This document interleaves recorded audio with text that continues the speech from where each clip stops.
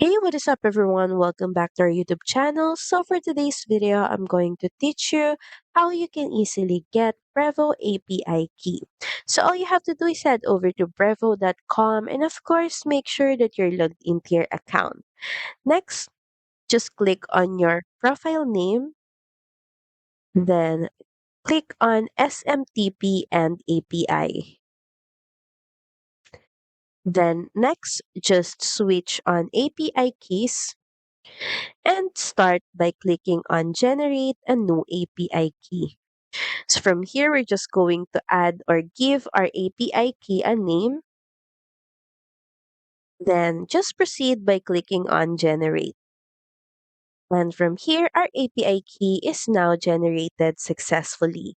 To copy, just click on this copy icon. So that's pretty much it. Thank you very much for watching this video. I hope that you find this video helpful. And if you do, please don't forget to like, share, and subscribe to the channel. Now we'll see you again on the next one. Bye!